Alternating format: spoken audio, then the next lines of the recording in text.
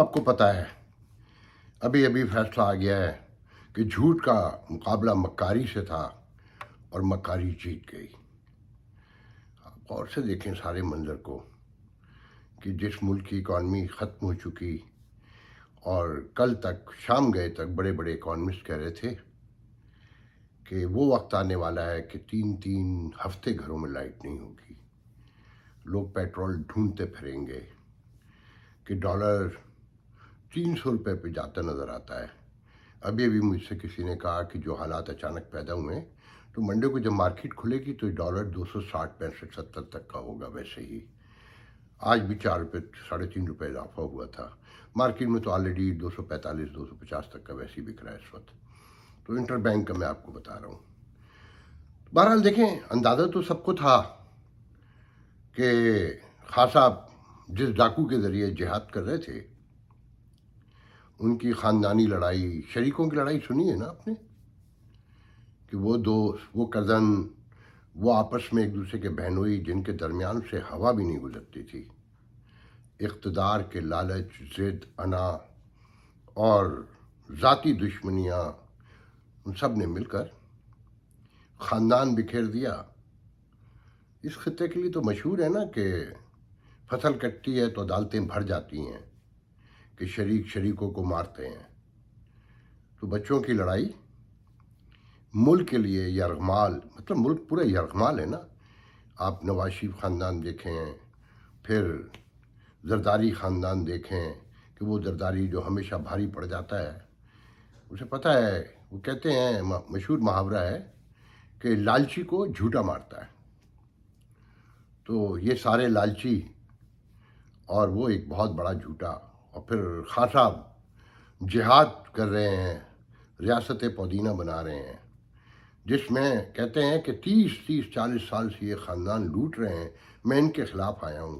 اگر 30 سال کا حساب کر کے دیکھیں تو یہ چودھری برادران 30 سال میں سب سے بڑے شراکت دار تھے اقتدار کے. ضیاء الحق سے شروع کریں، چودھری پرویز الہی سے لے کے کہیں سے چودھری ظہور الہی سے. مگر خان صاحب جہاد کر رہے ہیں اور ضد پر تھے کہ میں بزدار کو نہیں ہٹاؤں گا، پرویز الہی کو بناؤں گا. مگر جب نواز شریف نے چال چلی اور زرداری نے مل کے کھیلا تو خان صاحب اس ڈاکو کو پورا پنجاب دینے کو تیار ہو گئے جسے ڈاکو کہتے تھے. اور آخر تک کہتے تھے کہ بلیک میلر ہیں، ہمیں حکومت میں بلیک میل کرتے ہیں.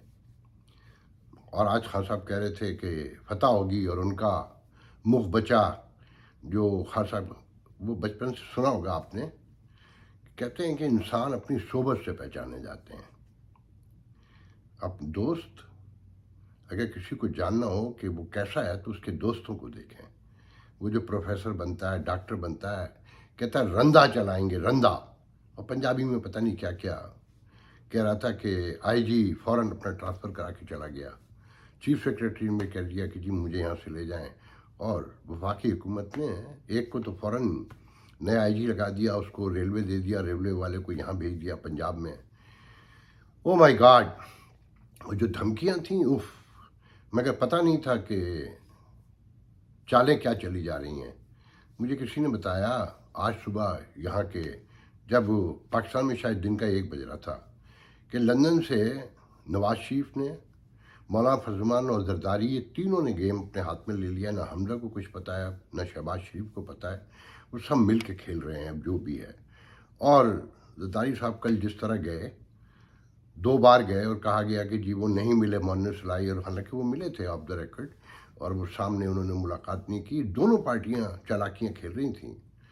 اچھا خان صاحب پر جو کچھ بھی وقت آیا ہے، نوٹ کریں کہ یہ سپریم کورٹ میں خان صاحب اسد عمر گئے تھے، انہوں نے خط لکھا تھا سپریم کورٹ کو کہ پارٹی ہیڈ فیصلہ کرے گا. تو انہوں نے بھی پارٹی ہیڈ سے فیصلہ کرا دیا کہ یہ ووٹ جو ہے نا حمزہ کو دیں گے. آخر میں ڈپٹی اسپیکر نے پڑھ کے سنا دیا. وہ راجہ بشارت کانسٹیٹیوشن ہی دکھاتے رہے گا. اس نے کہا عدالت کا حکم پڑھ لیں، یہ چھوڑیں، اس کو بند کریں. اچھا کانسٹیٹیوشنلی تو سب پہلے ٹیلی ویژن پہ لوگ آ کے کہہ چکے تھے کہ یہ ووٹ پرویز الہی اپنا ووٹ بھی نہیں دے سکتے اگر خط واقعی مل گیا ہے. اور وہ دیکھیں ڈپٹی اسپیکر، اس نے پہلے نہیں بتایا، اس نے ووٹ ڈالنے دیا. اور کہتے ہیں کہ جی پہلے وہ ہیزیٹنٹ تھے ووٹ ڈالنے کے لیے، जो काफ लीग के लोग थे, मगर फाइनली फिर सब ने 10 ने वोट डाला कि इंडिविजुअली देखा जाए तो वोट डालना उनका हक है, आप बाद में डिसीट कर दें, मगर सुप्रीम कोर्ट का फैसला है जी, वो जो चाहे कर दे, और जो फैसले करवाता है वो सबको पता है। तो 3 वोट से वो जीत चुके हैं हमजा, और वो कंटिन्यू करेंगे। कल फिर अदालत में मामला जाएगा, और खान साहब ने कह दिया मैं श्रीलंका बना दूंगा। अच्छा, खान साहब का देखें, एतमाद की हाल देखें कि खान साहब उसमें क्या कहते हैं, जमान पार्क में घर में मौजूद थे, वहाँ फवाद चौधरी, हमाद जफ़र, वो हमाद असर, सारे लोग। ख़ास तौर से जिस जियो से खान साहब बात नहीं करते, जियो के रिपोर्टर को बुलाया, एक नौजवान लड़के को, और उससे गुफ्तगू की, और बातों बातों में कहा कि अब मैं लाहौर में रहा करूँगा और 2-3 दिन यहाँ रहूँगा। मतलब परवेज़ इलाही को मैसेज भेजा कि तुम वज़ीर-ए-आला बन तो रहे हो, मगर पंजाब अब मैं चलाऊँगा। अच्छा, वो भी एक ख़ास मिजाज के लोग हैं। परवेज़ इलाही ये मुदाखलत कैसे बर्दाश्त करते, उन्होंने भी कोई प्लानिंग कर ली होगी, मगर उन्हें तो खैर पता था, मगर आम लोगों को नहीं पता था, मीडिया को भी नहीं पता था। हामिद मीर ने आके ये भांडा फोड़ा कि जनाब वो तो ख़त पहुंच चुका है वहाँ पर, और उसके कंटेंट का भी जिक्र हुआ। फिर लॉयर्स भी आ गए, उन्होंने बताया कि जी सुप्रीम कोर्ट का अपना फैसला है, और ये फैसला खान साहब ने करवाया अदालत से कि मेंबर अपनी मर्जी से वोट भी नहीं दे सकता, जो चीफ कहेगा। नहीं, ये तो स्टूज है ना, जो पार्लिमानी मेंबर्स हैं, इनकी कोई हैसियत नहीं है कि वोट तो पार्टी के हेड का नाम का है।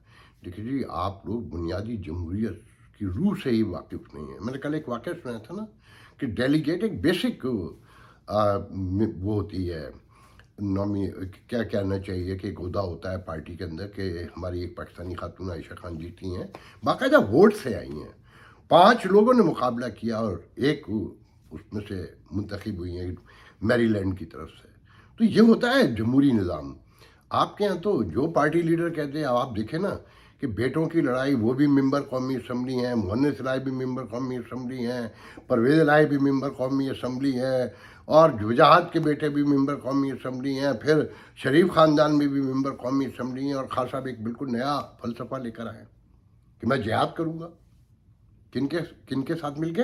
परवेज़ इलाही के साथ मिलके, और सारे फैसले मैं करूँगा, वरना मैं मुल्क को बना दूंगा श्रीलंका। खान साहब को अब आपको बनाने की ज़रूरत नहीं है। जो टर्मोइल पैदा हो गया है, जो लड़ाई पड़ चुकी है, जो नफ़रत और मायूसी और इश्ताल एक दूसरे के ख़िलाफ़ बढ़ गया है, इसका फैसला आप लोग करें कि किसने बढ़ाया। मैं इस बहस में नहीं पढ़ना चाहता। मैं आप लोग माने ना माने, मैं इस पूरे निज़ाम के ख़िलाफ़ हूँ। ये झूठा मक्कार निज़ाम है। जरदारी ने ही जीतना था। सबको पता है, सबको मालूम है कि कौन कैसे गेम खेलता है। खान साहब अभी नए हैं, वो समझते हैं कि लाउड होकर, चिल्लाकर, धमकियां देकर मैं मुकाबला कर लूँगा एक ऐसे खित्ते में कि जहां लोग अपनी अना का मसला बना लेते हो।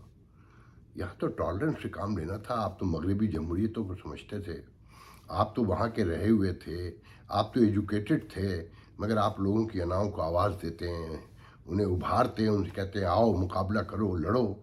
आपसे तो उम्मीद थी कि आप नीचे निमाने होकर इनको करीब बिठाकर इन्हीं के साथ मिलकर इस निज़ाम को दुरुस्त करेंगे। सारे रियासती इदारे टूट चुके हैं। जितनी लड़ाई बढ़ती जाती है, ब्यूरोक्रेसी ऐश करती जाती है, कोई एक इदारा नहीं बचा। अब कल सुप्रीम कोर्ट सजेगी, सैटरडे है, मुझे नहीं पता।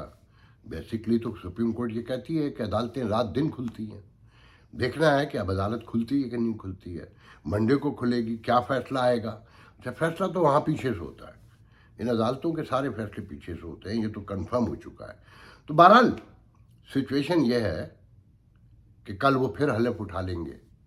अभी रात गए तक कितने लोग बाहर निकलते हैं खान साहब के लिए। खान साहब ने जब चौधरी शुजात का ख़त का सामने आया तो उनके घर के दरवाजे पीटीआई के कारकुन तो वही दिए थे हल्ला गुल्ला करने, काफ लीग के कारकुनों के नाम पर। काफ लीग में कोई कारकुन नहीं है, उनके मुतासरीन तो हो सकते हैं, कारकुन शारकुन नहीं है इनकी पार्टियों में। यहाँ तो सब लीडर पैदा होते हैं। कारकुन तो मेरे ख्याल में जमात इस्लामी और एमके में हुआ करते थे, वहाँ पे भी ख़त्म हो चुके हैं, क्योंकि निज़ाम को रखा ऐसे गया कि कारकुन ना पैदा हो सके। कि बेसिक जमहूरियत जिसे कहते हैं ना, जमहूरियत की सोल जो है वो ممبر سے ہوتی ہے، جو رجسٹرڈ ووٹر یا رجسٹرڈ پارٹی ممبر ہو، وہ اس ملک میں کبھی تھا ہی نہیں اور نہ بننے دیا گیا، اجازت ہی نہیں گئی. یہ ایک بہت طویل موضوع ہے. بہرحال آپ سے کہنا یہ تھا کہ آپ کو یہ موروثی سیاست مبارک ہو. آپ اپنی اپنی عقیدتوں کے ساتھ ان کی ایک کی حمایت، ایک کی مخالفت جاری رکھیے گا، اور ہم جیسے لوگوں کو گالیاں دیتے رہیے گا کہ عمران خان کے لوگ بھی گالیاں دیتے ہیں اور مسلم لیگ والے بھی گروپوں میں بلاک کرتے ہیں اور پیپلز پارٹی والے بھی. مجھے بہت فخر ہے اپنے اوپر کہ ہم سے لوگ تاریخ بہت کم دیکھتے ہیں، مگر بتا کے جا رہے ہیں کہ آپ جو بھی کر رہے ہیں اپنے بچوں کو اپنے ہاتھوں سے قتل کر رہے ہیں. ان کی روٹی کا نوالا آپ نے خود چھینا ہے اپنے اس عقیدت میں، اپنے اس جنون میں اور اپنے اس بے شعوری میں. اپنی جو پڑھے لکھے ہیں وہ بھی سمجھنے کو تیار نہیں ہیں. تو بہرحال آج کے لیے اتنا بہت ہے. انشاءاللہ کل آپ سے دوبارہ گفتگو ہوگی. اللہ حافظ.